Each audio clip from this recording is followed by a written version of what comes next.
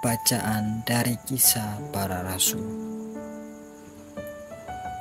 Waktu Paulus ditahan dalam penjara di kota Kaisarea, datanglah Raja Agripa dengan Bernenike ke Kaisarea untuk mengadakan kunjungan kehormatan kepada Gubernur Festus. Karena mereka beberapa hari lamanya tinggal di situ, Festus memaparkan perkara Paulus kepada raja itu. Katanya, "Di sini ada seorang tahanan yang ditinggalkan Gubernur Felix pada waktu dia pergi. Ketika aku berada di Yerusalem, imam-imam kepala dan tua-tua orang Yahudi mengajukan dakwaan terhadap orang itu dan meminta supaya ia dihukum. Aku menjawab mereka bahwa bukanlah kebiasaan pada orang-orang Roma untuk menyerahkan seorang terdakwa sebagai suatu anugerah sebelum ia dihadapkan dengan orang-orang yang menuduhnya dan diberi kesempatan untuk membela diri terhadap tuduhan itu. Karena itu mereka turut bersama-sama dengan aku kemari. Pada keesokan harinya, aku segera mengadakan sidang pengadilan dan menyuruh menghadapkan orang itu. Tetapi ketika para pendakwa berdiri di sekelilingnya, mereka tidak mengajukan suatu tuduhan pun tentang perbuatan jahat seperti yang telah aku duga. Mereka hanya berselisih paham dengan dia tentang soal-soal agama mereka dan tentang seorang yang bernama Yesus yang sudah mati, tetapi dengan yakin Paulus mengatakan bahwa ia hidup. Karena aku ragu-ragu bagaimana harus memeriksa perkara-perkara seperti itu, aku menanyakan apakah Paulus mau pergi ke Yerusalem supaya perkaranya dihakimi di situ. Tetapi Paulus naik banding. Ia minta supaya ia tinggal dalam tahanan dan menunggu sampai perkaranya diputuskan oleh kaisar. Karena itu aku menyuruh menahan dia sampai aku dapat mengirim dia kepada kaisar." Demikianlah sabda Tuhan. Syukur kepada Allah. Mazmur tangkapan referen. Puji jiwaku nama Tuhan, jangan lupa mengasihi Yahweh. Pujilah Tuhan hai jiwaku, pujilah namanya yang kudus. Hai segenap batinku, pujilah Tuhan hai jiwaku, janganlah lupa akan segala kebaikannya. Referen, puji jiwaku nama Tuhan, jangan lupa pengasih Yahweh. Setinggi langit dari bumi, demikianlah besar kasih setia Tuhan atas orang-orang yang takwa kepadanya. Sejauh timur dari barat, demikian pelanggaran-pelanggaran kita buangnya. Referen, puji jiwaku nama Tuhan, jangan lupa pengasih Yahweh. Tuhan sudah menegakkan taktanya di surga dan kerajaannya berkuasa atas segala sesuatu. Pujilah Tuhan hai malaikat-malaikatnya, agungkanlah dia hai pahlawan-pahlawan perkasa. Referen, puji jiwaku nama Tuhan, jangan lupa pengasih Yahweh. Haleluya, haleluya, haleluya.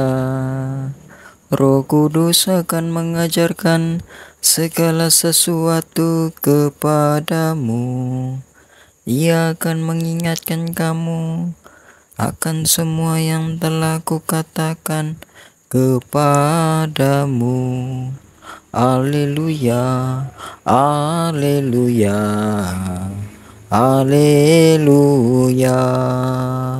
Semoga Tuhan beserta kita sekarang dan selama-lamanya.